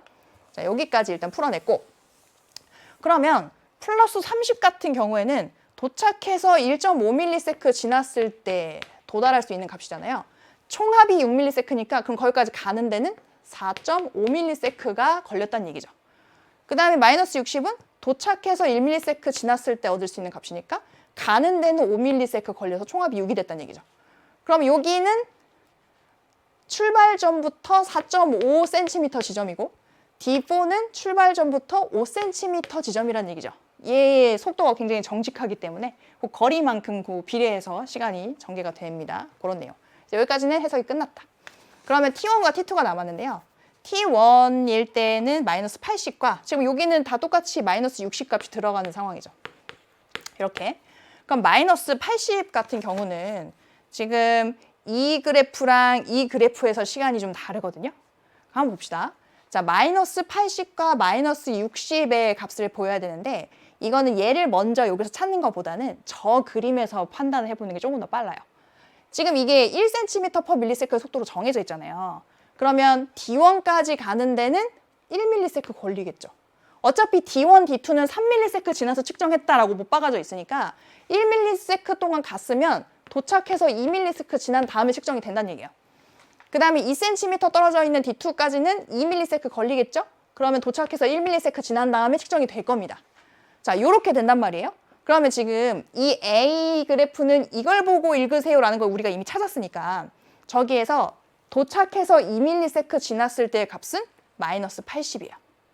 그 다음에 도착해서 1ms 지났을 때의 값은 마이너스 60입니다. 그러면 마이너스 80과 마이너스 60으로 이루어진 조합이 있어야 되는데 이거보단 이거잖아요. 그죠? 그럼 이게 3ms다. 그럼 자동으로 이게 7ms. 그럼 이 중에서 더 가까운 지점 마이너스 80의 값을 보이는 게 D1이죠. 이게 D2입니다. 이제 남은 거는 이 C에 있는 D5, D6 이것만 찾으면 될 것 같아요. 그럼 그거는 요 그래프 보고 찾아주면 되죠. 근데 일단 뭐가 됐든 둘 중에 하나는 값이 0이에요. 이건지 모르겠지만 둘 다 선이 그어져 있으니까 둘 다 될 수 있는데 아무튼 0은 여기 있고 마이너스 60은 여기 있단 말이에요. 0이 이건지 상관없죠. 일단 0이라는 값이 마이너스 60보다는 더 먼저 도착해서 막전이 변화에 더 많은 시간을 쓸 수 있는 지점. 쉬운 말로 더 가까운 지점이어야 할 겁니다. 그래서 요게 D5, 리을이, 그다음에 디귿이 D6가 되는 그런 상황으로 일단은 다 찾아낸 그런 상태가 되겠죠. 자, 그럼 보기 내용 보겠습니다. 보기 기억에 X는 플러스 30이다. 맞고요. 그 다음에 니은, 동그라미 리을은 D6이다. 아니죠? D5라서 이건 틀렸습니다. 동그라미 리을이 D5고 D6는 디귿이죠. 그 다음에 디귿 보기, Q에서 역치 이상의 자극을 1회 주고 경과된 시간이 6ms일 때 D5에서 탈분극이 일어나고 있느냐. 자, 그러면 지금 이 리을 같은 경우에 아까 지금 D5가 여기죠. 그러면 7ms 지나고 측정했을 때 0mV였단 말이에요. 근데 이게 어떤 0mV냐면 여긴지 이제 우리가 판단해야 될 때가 온 거죠. 여기 둘 다 될 수 있지만 지금 D6가 7ms일 때 쟀을 때 플러스 1에 해당하는 마이너스 60이었단 말이에요. 근데 우리가 총 가는데 걸린 이 측정까지 걸린 시간이 7ms였으므로 가는데 6ms 걸리고 도착해서 1ms 지난 그런 상태로 측정이 됐다는 얘기입니다. 자, 그럼 여기에서 3cm 떨어진 지점까지는 시간이 얼마가 차이가 날까? 2cm/ms의 속도로 3cm를 가려면 1.5ms가 걸리거든요. 그래서 지금 이거는 더 1.5ms만큼 앞에 있는 부분이기 때문에 가는 시간이 1.5가 빠지는 거예요. 그래서 4.5ms 동안 갔고 도착해서 얘보다 1.5ms가 더 많이 남아서 2.5ms 동안 막전이 변화가 진행이 된 겁니다. 그러니까 여기 있는 요 0mV죠. 여기 재분극이었거든요. 그럼 이건 원래 재분극이었어. 원래는. 근데 지금 이 문제 상황에서는 똑같이 Q에다 자극 줬는데 7ms 지난 다음 말고 6ms만 지나고 측정을 하겠다는 얘기예요. 근데 그렇더라도 D5까지 가는 데 걸린 시간은 변화하지 않을 겁니다. 가는 데 걸린 시간 고정이에요. 그럼 뒤에 남은 시간만 변하겠죠.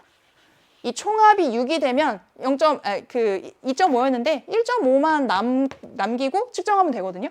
그래서 총합이 6ms 지나서 측정이 된다는 얘기죠. 그래서 가는 데 걸린 시간은 그대로고 만약에 측정 시간이 달라지면 뒤에 막전이 변화에 쓸 수 있는 시간만 달라지면 된다. 그러면 1.5ms 지난 다음에 측정하면 역시나 0mV인데 그게 탈분극 상태의 0mV입니다. 그래서 탈분극이 일어나고 있다. 맞는 내용이 되는 거죠. 그래서 기억 디귿 답은 4번이 되겠습니다. 자, 그 다음에는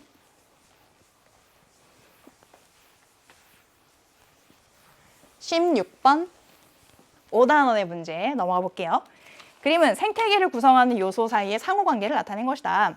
이에 대한 설명으로 옳은 것만을 보기에서 있는 대로 고른 것은 일단 요거 그냥 보고 바로 보기로 넘어가도 되겠습니다. 보기 기억에 늑대가 말코 손바닥 사슴을 잡아먹는 것은 동그라미 기억에 의해 해당이 되느냐. 늑대와 말코 손바닥 사슴은 서로 다른 종이죠. 다른 개체군들끼리 포식과 피식 관계에 있는 것이기 때문에 기억의 예시로 들어갈 수 있겠다. 오케이. 자, 그 다음에 니은 지으류에 의해서 암석의 풍화가 촉진되어 토양이 형성되는 것은 니은의 예에 해당되는지 물어봤습니다. 지으류가 뭐예요? 지으류는 생물이에요. 생물. 그죠? 그럼 생물에 의해서 암석의 풍화가 촉진되는 거기 때문에 요 방향이 맞겠죠. 디귿이죠. 근데 니은이냐고 물어봤으니까 니은은 잘못됐고, 그 다음에 디귿 분해자는 비생물적 요인에 해당이 되느냐. 분해자 무시하면 안 돼요. 생물이잖아요. 뭐 세균, 곰팡이 뭐 이런 애들이니까. 그래서 디귿은 잘못됐다. 그래서 기억만 맞고 답은 1번이 되겠습니다. 자, 넘어가서 요 문제가 그래도 이번 문제 중에서는 가장 좀 복잡한 길이를 가지고 있는 15번과 17번 정도 이렇게 꼽아볼 수 있는데요. 그래도 차근히 보면 크게 사실 어려운 문제는 아닙니다. 한번 풀어볼게요. 다음은 어떤 가족의 유전 형질 가나다에 대한 자료이다. 가나다의 유전자 중 2개는 13번 염색체에 있고 1개는 X 염색체에 있대요. 그러니까 13번 염색체에 연관돼 있는 거 2개에 1개는 혼자 독립돼서 X 염색체에 있다. 자, 그 다음에 가라는 형질은 대림 유전자 라지 H와 스몰 H에 의해서 결정되고 나라는 형질은 라지 R과 스몰 R에 의해서 결정이 되고 그 다음에 다라는 형질은 라지 T와 스몰 T에 의해서 결정이 된다고 합니다. 그 다음에 각각 다 대문자가 완전 우성이래요. 이렇게 되어 있고 그 다음에 가나다 중에 아까 2개는 13번에 연관돼 있다 그랬죠? 근데 이번에도 뭔지 모르겠지만 연관관계랑 별개로 3개 중에 2개는 우성형질이고 하나만 열성형질이다라는 단서가 따로 붙어 있습니다. 자, 그리고 표가 제시가 됐죠? 표는 이 가족 구성원의 성별과 가나다의 발현 여부를 나타낸 것이다. 이렇게 돼 있고요. 일단 여기까지 있고 바로 그 다음으로 넘어가 볼게요. 이 가족 구성원의 핵형은 모두 정상이래요. 아, 이거 어떤 뭔가 유전병 문제라서 이런 내용이 붙어 있는데 그 다음에 더 넘어가 보니까 염색체 수가 22개인 생식세포 기역과 그 다음에 염색체 수가 24개인 생식세포 니은이 수정돼서 자녀 4가 태어났답니다. 그래서 얘도 비정상이고 얘도 비정상이죠. 둘 다 비정상이기 때문에 기역과 니은의 형성 과정에서 13번 염색체의 비분리가 한 번씩 일어났대요. 그럼 여기서 우리가 그 밑에 기저에 깔려 있는 걸 읽어낼 줄 알아야 되죠. 13번 염색체의 비분리가 일어났다는 얘기는 X 염색체는 정상적으로, 성염색체는 정상적으로 분리되었다. 13번을 제외한 나머지 염색체들은 다 정상적으로 분리되었다라는 거를 읽어낼 수 있어야 됩니다. 자, 그러면 일단은 자녀 4만 빼고 우리가 맘 놓고 분석을 해도 된다는 얘기죠. 자녀 4만 비정상적으로 태어났고 나머지 5명은 다 정상적인 상태이기 때문에 그걸 보고 나머지를 일단 먼저 분석을 하겠습니다. 자, 우리가 일단 제일 처음 봐야 되는 거는 표이지만 가계도처럼 보고 갑툭튀를 먼저 찾아봐야 되겠죠. 그러면 나와 다 같은 경우에는 부모의 표현형이 다름으로 갑툭튀를 찾을 수 없지만 가가 발현된 부모 밑에서 가가 발현되지 않은 자손이 갑툭튀로 태어났어요. 심지어 그게 딸입니다. 갑툭튀로 태어난 자손이 딸인 경우에 우리가 얻을 수 있는 정보는 일단 그 유전자는 상염색체에 존재한다는 거. 이게 왜 그런지를 지금 6월 모평에서 설명할 건 아닌 것 같아요. 갑툭튀로 태어난 딸이다 그러면 그건 상염색체 있어야만 성립이 됩니다. X염색체면 성립이 안 되고. 자, 이렇게 돼 있고 그 다음에 부모가 가지고 있는 성질이 우성이죠. 그리고 갑자기 튀어나온 게 부모가 그 유전자를 가지고 있었지만 발현되지 않았기 때문에 갑자기 튀어나온 게 열성형질이라고 얘기할 수 있다. 이렇게. 그래서 가에 대해서는 정보를 좀 많이 주고 있는 편입니다. 자, 일단 가는 13번 염색체에 있어요. 그러면 나와 다 중에 하나가 이 가와 연관이 되어 있어야 되겠죠. 근데 이걸 한번 밑에다가 가계도처럼 한번 그려볼게요. 그러면 지금 이건 상염색체 있으니까 다 두 개 한 쌍의 유전자형이어야 되잖아요. 그러면 요 열성 표현형을 보이는 사람들은 다 스몰 h의 유전자형이어야 돼요. 자녀 사도 그 태어나는 과정은 비정상적이었지만 핵형은 정상이라고 했으니까 유전자의 숫자 자체는 다른 사람이랑 동일해야 됩니다. 그럼 이렇게 되는 거예요. 그러면 부모가 라지 H를 다 갖고 있지만 스몰 h를 이렇게 줄 수 있는 상태의 유전자형이겠죠. 그래서 아버지, 어머니, 자녀 1, 2, 3, 4 순으로 한번 써보면 아버지 라지 H, 스몰 h, 어머니 라지 H, 스몰 h, 그 다음에 밑에 자녀가 넷이 태어났는데 자녀 1은 라지 H를 일단 하나는 적어도 갖고 있는 표현형이고 나머지 하나가 동형접합인지 이형접합인지까지는 아직 모르겠지만 그 다음에 나머지 3명이 모두 스몰 h, 스몰 h 조합으로 갖고 있는 그런 상태죠. 이렇게. 자, 이렇게 갖고 있단 말이에요. 그러면 여기서 자녀 2와 자녀 3은 어떻게 된 거냐? 아빠와 엄마로부터 똑같은 13번 염색체 조합을 물려받은 2명입니다. 자녀 2와 자녀 3은 이 유전자형이 같다는 거는 같은 조합으로 받았다는 얘기예요. 그러면 이 밑에 뭔가 연관이 돼 있을 때 그것도 똑같이 딸려올 거 아니에요. 그것도 똑같은 조합으로 받은 애들이야. 자녀 2와 자녀 3은. 자, 그러면 똑같은 조합으로 받았을 때 유전자형이 달라질 수가 있을까? 절대 그럴 수가 없죠. 같은 유전자형으로 다 가져야 돼. 그렇다는 얘기는 그거에 대해서 표현형도 같아야 된다는 얘기예요. 근데 지금 보세요. 지금 누가 연관이 돼 있을까? 얘네 둘은 자녀 2와 자녀 3의 표현형이 일치하죠. 나에 대해서는. 다에 대해서는 표현형이 서로 달라요. 연관이 되어 있다는 얘기는 연관이 되어 있다고 가정했을 때는 절대 불가능한 상황이다. 똑같은 걸로 받았는데 그 밑에 딸려오는 조합이 달라질 수가 없으니까. 그래서 이거는 연관되어 있지 않다는 거를 자녀 2와 3을 통해서 알 수 있습니다. 그러면 나가 연관이 돼 있다. 가와 나가 13번 염색체에 연관돼 있고요. 그럼 다는 혼자 X 염색체에 존재한다는 얘기죠. 그리고 우리가 또 뭘 알고 있냐면 자녀 4는 X 염색체에 대해서는 정상적으로 받았다라는 걸 우리가 배웠잖아요. 그럼 X 염색체에 있는 게 확실할 땐 누구를 보느냐? 엄마와 아들, 아빠와 딸 이렇게 성별이 다른 직계자손을 봅니다. 직계 가족을 봅니다. 그래서 아버지랑 이렇게 일치하는 딸 말고 불일치하는 딸을 찾아요. 그 다음에 어머니랑 아들을 볼 때 아들과 불일치하는 경우를 찾는데 엄마랑 지금 아들들은 다 똑같으니까 요 아버지와 자녀 4를 봐주는 겁니다. 왜냐하면 아버지는 달을 발현하지 않게 만드는 유전자만 X 염색체 갖고 있어요. 거기에 달을 발현하지 않게 만드는 유전자 하나 갖고 있고 나머지 하나는 Y 염색체란 말이에요. 근데 지금 자녀 4는 딸이기 때문에 아빠로부터 X 염색체를 무조건 받아야 돼. 달을 발현하지 않게 만드는 유전자를 하나 무조건 받아야 돼. 근데 얘 표현형이 뭐야? 다가 발현됐잖아요. 다가 발현되려면 나머지 하나의 X 염색체에 다가 발현되게 하는 유전자가 있었단 얘기지. 그럼 이렇게 이형접합일 때 다가 발현이 됐으므로 다는 우성형질이다. 그럼 지금 이게 다가 발현되는 게 우성이고 발현되지 않는 게 열성이라는 거를 4를 통해서 찾을 수 있습니다. 그럼 아까 조건 중에 2개는 우성형질이고 하나는 열성형질이라고 했으니까 우성형질 2개 이미 나왔죠. 나가 열성형질로 자동 확정되는 그런 상황. 이렇게 되는 거고요. 그럼 지금 여기다가 유전자형을 다에 대해서만 이쪽에 따로 올려볼게요. 그러면 다가 발현되는 게 라지 T죠. 다가 발현된 사람들은 라지 T를 적어도 하나씩은 갖고 있다는 얘기. 그 다음에 남자들은 하나 갖고 나머지 하나 그냥 Y잖아요. 남자들은. 그럼 아버지는 다가 발현 안 된 남자니까 스몰 ty. 그 다음에 자녀 2는 열성 형질인 여자니까 스몰 t, 스몰 t. 그 다음에 자녀 4는 라지 t가 있는데 아빠로부터 스몰 t도 하나 무조건 받아야 되는 그런 딸이고 이렇게. 여기 엄마는 스몰 t의 딸을 낳으려면 스몰 t를 하나 줄 수 있어야 되고 이렇게 되는 겁니다. 그러면 다에 대해서는 조합이 끝났죠? 그럼 이제 나에 대해서 한번 해봅시다. 나는 상염색체에 있고 그다음에 열성 형질이라는 것까지 알았어요. 그러면 나가 발현이 된 사람이 스몰r이라는 거죠. 이렇게 스몰r. 그러면 나가 발현이 된 사람들은 된 사람들이 스몰r. 된 사람들이 스몰r이고 그 다음에 발현이 안 된 사람들이 우성 유전자를 적어도 하나씩은 갖고 있다는 얘기입니다. 근데 이런 스몰r이 태어나려면 부모가 모두 다 스몰r 적어도 하나씩은 갖고 있어야 되고, 그죠? 그 다음에 자녀 2와 자녀 3이 엄마가 스몰r 동형접합이기 때문에 스몰r을 무조건 하나씩은 받아야 돼요. 그럼 이렇게 되는 거죠. 그럼 자녀 2와 자녀 3이 스몰 h 밑에 라지알, 스몰알, 라지알, 스몰알을 하나씩 갖고 있는 겁니다. 그죠? 그 다음에 어머니는 스몰알, 스몰알 동형접합으로 이렇게 갖고 있었어요.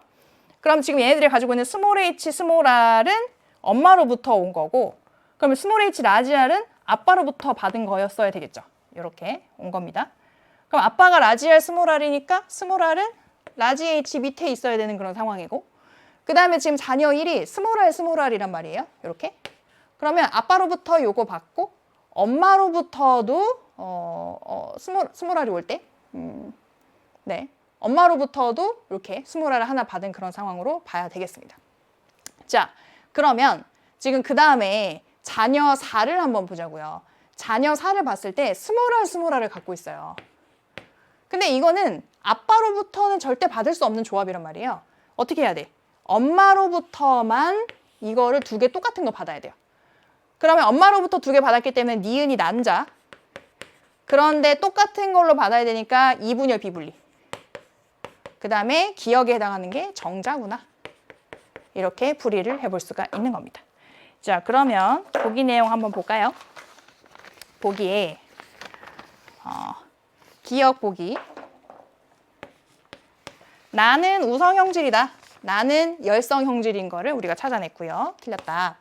그 다음에 니은 아버지에게서 스몰 h, 라지알, 스몰 t를 모두 갖는 정자가 형성될 수 있느냐. 아버지는 스몰 h, 라지알, 스몰 t를 모두 물려줄 수가 있죠. 이렇게. 그 다음에 여기도 있으니까. 그래서 니은 맞는 보기. 그 다음에 디귿. 니은은 감수 1분열에서 비분리가 일어나 형성된 난자이냐? 아니죠. 2분열 비분리로 형성된 난자이기 때문에 디귿 잘못됐습니다. 그래서 니은 맞고 답은 2번이 되는 그런 문제 같이 풀어봤습니다. 자, 그 다음에는 18번 문제 한번 볼게요. 여기에 자, 우점종을 찾을 수 있는 어떤 자료가 제시가 되어 있습니다. 다음은 서로 다른 지역 1, 2의 식물 군집에서 우점종을 알아보기 위한 탐구이다. 그래서 가에 1, 2 각각의 방향고를 설치해서 식물종 A, B, C의 분포를 조사했고요. 그래서 그런 값을 계산한 결과는 표와 같다. 이게 끝입니다. 그럼 우리는 이 값을 통해서 알아봐야 되는데 일단 개체수를 통해서 우리가 알아내야 되는 값은 상대 밀도죠. 그래서 상대 밀도 값을 계산해서 옆에다가 이렇게 괄호로 넣어줄 거예요. 그 다음에 상대 밀도와 상대 빈도와 상대 피도를 다 더한 값이 중요치입니다. 상대라고 붙은 거 3개를 다 더했을 때 중요치가 되는 거예요. 그리고 이 한 지역 안에서만 일단 값을 보는 건데 원이라는 지역에서의 상대 빈도의 총합은 100이 돼야 되고 여기 상대 밀도 3개의 총합도 100이 돼야 되죠. 그 다음에 요 3개의 총합도 100이 돼야 되고 얘네 3개도 100이 돼야 되고 요거 3개도 100이 돼야 되고 그 다음에 요거 3개도 100이 돼야 됩니다. 그 지역에서의 상대 밀도의 총합은 100, 상대 피도의 총합 100. 그러니까 100 안에서 몇 %씩을 차지하고 있느냐로 나타내는 게 이제 상대값이기 때문에 그래서 총합은 100이 돼야 된다라는 그런 조건을 이용을 할 거거든요. 그러면 이런 거는 좀 손쉽게 찾아볼 수 있죠. 한 칸만 비어 있다. 그러면 100을 만들기 위해 필요한 숫자를 넣어주면 되죠. 여기는 20. 그럼 여긴 다 차 있고 자, 그러면 지금 이 상대 밀도 값을 하나도 모르는 상황인데 그럴 때는 이 3개의 합이 중요치가 된다는 속성을 이용합니다. 얘랑 얘랑 얘랑 더하면 90이 돼야 돼요.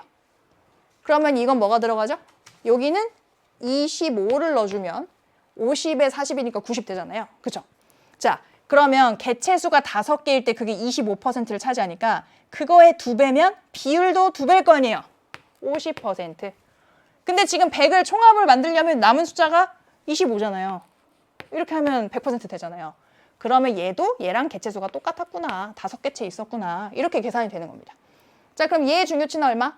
50에 20에 30이니까 100이겠네요. 지역 1은 끝났고 지역 2로 가볼게요. 셋 중에 한 칸만 비어있는 건 계산이 쉽죠. 다 넣으면 100이 되려면 얘가 30. 자, 됐어요. 얘는 2칸이나 비어있어서 아직 계산이 안 돼. 그 다음에 얘는 없어. 그러면 가로줄을 봅니다. 가로줄을 봤을 때 여기는 계산이 가능할 것 같아요. 3개 더해서 75가 나와야 돼. 근데 이미 2칸이 65야. 그럼 얘 뭐지? 10이죠. 자, 이 다음은 어떻게 해야 되나요? 자, 전체가 100이 돼야 됩니다. 그러면 A와 B의 퍼센트의 합은 90이 되겠죠. 그렇죠? 근데 개체수의 비율이 2대 1이란 말이에요. 그러면 퍼센트의 비율도 2대 1일 거 아니에요. 90을 2대 1의 비율로 나눠보세요. 어떻게 되나요? 60%, 30% 이렇게 되는 거예요. 얘는 10%, 그럼 얘 3분의 1, 5개체 이렇게 들어가는 겁니다. 자, 그러면 여기 이렇게 가로줄 한번 채워볼까요? 이렇게 하면 100인데 거기다 얼마를 더해요? 125. 25를 더하면 125라는 숫자가 나오죠. 그 다음에 요 세 개의 총합이 100이 돼야 되는데 얘네 둘이 하니까 60, 여기는 40을 넣어주면 되겠죠. 그러면 30, 30, 40이니까 다 더하면 100이라는 숫자가 나오겠죠. 자, 이렇게 해서 계산이 끝났습니다. 자, 기억 보기에 원에서 C의 상대 밀도는 25%이다. 맞죠? 그 다음에 니은 2에서 지표를 덮고 있는 면적이 가장 큰 종. 그건 뭘 봐야 돼? 지표를 덮고 있는 면적은 P도를 보면 되죠. 2에서 P도 가장 높은 종은 B니까 니은 맞고. 그 다음에 디귿 1에서 우점종과 2에서 5점종은 모두 A다. 우점종은 중요치가 가장 큰 종입니다. 그러면 여기서는 C가 1등이고요. 여기서는 A가 1등이라서 둘 다 A다라는 거는 틀렸죠. 그래서 디귿은 잘못됐고 기억 니은 답은 3번이 되겠습니다. 자, 그 다음에는 19번 문제. 19번에 가계도지만 전혀 어렵지 않습니다. 한번 풀어볼게요. 다음은 어떤 집안의 유전형질 가와 나에 대한 자료이다. 가와 나의 유전자 중에 하나만 X염 색체 있대. 그럼 나머지 하나는 Y염 색체거나 상염 색체거나 건데, 근데 지금 가나 모두가 가나 모두 남녀에게서 지금 나타나고 있거든요. 나가 발현된 남자는 없지만 이 6번이 가나가 모두 발현되고 있기 때문에 Y염 색체에 있는 건 아니라는 걸 알 수 있죠. 그래서 둘 중에 하나는 X염 색체, 둘 중에 하나는 상염 색체 있다로 읽어주시면 됩니다. 자, 그리고 가는 대림유전자 라지 A, 스몰 A에 의해서, 그 다음에 나는 라지 B, 스몰 B에 의해서 결정이 되고 각각 대문자가 완전 우성이다 라고 얘기를 해주고 있습니다. 자, 그리고 가계도는 구성원 동그라미 A를 제외한 다른 사람에게서 가나의 발현 여부를 나타낸 것이다. 근데 동그라미 A는 표현형만 안 줬을 뿐이지 성별은 알 수 있어요. 지금 여성인 5번과 딸을 낳고 있기 때문에 남자겠죠. 이렇게 돼 있고, 그 다음에 위에다가 표현형 올려볼게요. B급인 3번은 가만 발현됐고 2, 4, 5는 나만 발현됐고, 그 다음에 6번은 가나가 모두 발현됐습니다. 이렇게 돼 있는 상태. 그러면 갑툭튀 있나요? 일단 갑툭튀 1, 2번 사이에서 3번이 갑자기 태어났잖아요. 그래서 여기 보면 갑툭튀. 그래서 가는 발현이 안 되는 게 우성이고 갑자기 툭 튀어나온 가가 발현된다라는 특징이 이렇게 지우고 열성이구나라는 거를 알 수가 있습니다. 일단 여기까지. 자, 그 다음에 이 표가 있는데 표는 구성원 3, 4 동그라미 A, 6에서 체세포 한 개당 스몰 a, 라지 B, 스몰 b의 DNA 상대량을 나타낸 것입니다. DNA 상대량을 나타내는데 숫자가 하나도 없죠. 기억, 니은, 디귿으로 다 대치가 되어 있고요. 이 기억, 니은, 디귿이 0, 1, 2가 들어갈 예정입니다. 자, 그래서 이 표를 보고 머리가 지끈지끈 아프면서 너무 자비가 없다. 숫자를 하나도 안 주다니 이렇게 좀 부들부들했을 수도 있어요. 그런데 잘 보세요, 여러분. 여기에서 가장 쉽게 풀어놓은 지점은 여기입니다. 라지 B, 스몰 b의 값을 둘 다 주고 있다는 거. 자, 기억, 니은, 디귿이 뭔지 지금 모르잖아요. 근데 동그라미 A라는 사람이 이 남자인데, 자, 이 사람이 라지 B와 스몰 b를 기억이라는 같은 숫자만큼 갖고 있어요. 근데 지금 이게 체세포라고 했거든요. 자, 그럼 생각해 봅시다. 00일 수 있을까? 그럼 라지 B도 스몰 b도 없다는 얘기. 그럴 수는 없죠, 그렇죠? 상염 색체에 있든 X염 색체에 있든 적어도 한 개는 있어야 되거든요. 0은 아니란 얘기예요. 자, 그러면 2, 2로 같을 수는 있을까? 지금 이거 체세포고 복제되어 있는 상태가 아니에요. 그러면 어떤 유전자를 총합 4를 가질 수 있는 거는 쥐원기에 복제 안 된 체세포 상태에서는 불가능. 아니란 얘기. 그러면 이게 가능한 게 1밖에 들어갈 수가 없다. 사실 이것만 시작점을 찾으면 굉장히 쉽게 풀리는 문항이죠. 그럼 기억 자리에 다 1 넣어주시면 돼요. 자, 그리고 나서 우리가 추가로 얻을 수 있는 정보는 A라는 사람이 남자인데 라지 B도 같고 스몰 B도 가죠. 이건 무슨 소리지? 상염 색체 있어야만 가능한 거죠. 남자가 2개 한 쌍 가진다는 거는. 그러면 나머지 하나인 가가 X염 색체에 존재한다는 얘기가 되겠네. 이렇게 가는 겁니다. 그럼 지금 3번이 라지 B 하나 있다고 하네요. 상염 색체면 나머지 한 자리도 채워줘야 되겠죠. 여기 또 하나 있을 거고. 그 다음에 4번은 나가 발현이 그러니까 지금 라지 B, 스몰 B 유전자형을 가질 때 3번을 보니까 나가 발현이 안 됐잖아요. 그럼 라지 B라는 우성 유전자가 나를 발현하지 않게 하는 유전자구나. 그래서 가와 나가 둘 다 열성이구나 라는 거를 일단 여기서 이 지점에서 찾을 수 있는 거고 4번이 나가 발현되는 열성 표현형을 보여주기 때문에 스몰 B, 스몰 B겠죠. 그럼 스몰 B는 2개 가져야 되겠네. 그러면 니은이 자동으로 남은 하나 0이라는 숫자가 들어가면서 6번은 여기서 라지 B는 뭐 당연히 없게 생겼죠. 그죠? 이 표현형만 봤을 때 스몰 B, 스몰 B니까. 그래서 이것도 사실 별로 크게 어려운 게 아니다. 2개 가지고 있을 거고 여기 0개일 거고 됐어요. 자, 여기까지. 그럼 5번도 나가 발현됐으니까 스몰 B, 스몰 B 적어줄 수 있고 2번도 스몰 B, 스몰 B 1번은 나가 발현 안 됐으니까 라지 B가 있는데 스몰 B를 줄 수 있어야 되니까 이런 유전자형이겠네요. 여기까지 채웠습니다. 자, 그 다음에는 가가 발현이 안 된 사람들은 일단 라지 A를 하나씩 갖고 있다는 얘기입니다. 가가 발현이 안 된 정상 표현형인 사람들은 라지 A를 하나씩은 갖고 있어요. 그 다음에 가가 발현된 사람들은 스몰 A만 갖고 있는데 6번 여자니까 2개. X염색체 2개라서. 그 다음에 3번은 X염색체가 1개니까 그거 하나만 갖고 나머지는 Y염색체겠죠. 1번은 라지 A 하나 갖고 있는데 남자니까 나머지 하나 Y로 채워줘야 되겠지. 이렇게. 그 다음에 3번이 받은 스몰 A, 이 X염색체는 아빠가 주진 않았고 엄마가 줬겠죠. 이렇게 됩니다. 자, 그 다음에 4번은 딸인데 엄마로부터 라지 A 받았고 아빠로부터 라지 A 적어도 1개는 받았고 일단 그 다음에 동그라미 A 같은 경우에는 아들이니까 일단 Y 염색체를 아빠로부터 받았겠네요. 그리고 나서 5번은 라지 A를 하나 갖고 있고 6번을 낳아야 되니까 스몰 A를 하나 줄 수 있는 상태. 그럼 6번이 스몰 A, 스몰 A니까 동그라미 A도 스몰 A를 하나 물려줄 수 있는 그런 상태가 돼야 되겠죠. 그 다음에 4번을 보니까요. 여기 표에 스몰 A 1개 갖고 있다고 주고 있어요. 이렇게. 자, 그럼 다 완성이 된 겁니다. 자, 그럼 보기 내용 볼게요. 보기 기억에 가의 유전자는 X염색체에 있다. 나가 상염색체였기 때문에 자동으로 확정이 됩니다. 그래서 기억 맞고. 그 다음에 니은. 이 가계도 구성원 중에 체세포 1개당 스몰 A의 DNA 상대량이 2개인, 디귿인 사람이 2개인 사람이니까 2개인 사람은 3명이냐? 근데 여기 6번 1명밖에 없죠. 그래서 니은 틀렸고. 그 다음에 디귿. 6번의 동생이 태어날 때 이 아이에게서 가와 나 중 나만 발현될 확률은 8분의 1인지 물어봤습니다. 그럼 가와 나 중 나만 발현이면 가는 발현이 안 돼야 된다는 얘기잖아요. 그럼 라지 A를 적어도 하나는 받아야 되는데 라지 A를 줄 사람은 얘밖에 없고 5번밖에 없고 2분의 1의 확률입니다. 그 다음에 나가 발현이 돼야 돼요. 스몰 B만 가져야 된다는 얘기죠. 그러면 A로부터 라지 B 안 받을 확률이나 마찬가지. 2분의 1. 그러면 4분의 1이기 때문에 디귿은 8분의 1이냐고 물어봐서 잘못된 답은 1번이 되겠습니다. 기억만 맞고.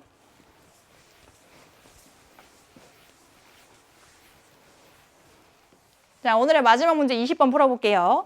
다음은 생물 다양성에 대한 자료이다. A와 B는 유전적 다양성과 종 다양성을 순서 없이 나타낸 것입니다. A는 한 생태계 내에 존재하는 생물 종의 다양한 정도를 의미해요. 그럼 뭐겠어요? 종 다양성이죠. 자, 그 다음에 같은 종의 개체들이 서로 다른 대립 유전자를 가져서 형질이 다양하게 나타나는 것은 B에 해당한대요. B는 뭘까? 유전적인 다양성이죠. 유전자를 다양하게 갖는 거, 유전적 다양성. 자, 그래서 기억, A는 종 다양성이다. 맞고요. 그 다음에 니은, A가 감소하는 원인 중에는 서식지 파괴가 있다. 그렇죠. 대표적인 원인이죠. 그래서 니은도 맞고. 그 다음에 디귿, B가 높은 종은, 유전적 다양성이 높은 종은 환경이 급격히 변했을 때 멸종 확률이 높아요? 유전적으로 다양함을 갖추면 뭐라도 살아남을 확률이 높아지기 때문에 확률적으로 멸종화 확률이 낮아지는 거죠. 그래서 그 유전적 다양성을 높게 유지하는 것이 중요한 거죠. 그래서 디귿은 조금 헷갈리게 해놨습니다. 그래서 기억, 니은 맞고 답은 3번이 되는 그런 문제까지 우리가 스무 문항을 다 해결해 봤습니다. 자, 이렇게 우리 굉장히 좋았던 깔끔하고 좋은 6월 모평 문항 같이 한번 풀어봤고요. 그래서 여러분들이 혹시라도 아직은 다듬어지지 않아서 잘 못 푼 문제가 있다고 하더라도 상심하지 마세요. 우리에게 남은 시간은 굉장히 차고 넘칩니다. 여러분들의 의지에 다 달려있는 거거든요. 그래서 우리가 앞으로 어떻게 이 시간들을 보내느냐에 따라서 나의 수능의 결과는 몹시 달라질 수 있으므로 조금 더 희망을 갖고 정진했으면 좋겠습니다. 자, 선생님은 여기까지 해설을 마치도록 하고요. 다음에 더 좋은 강의로 만나도록 하겠습니다.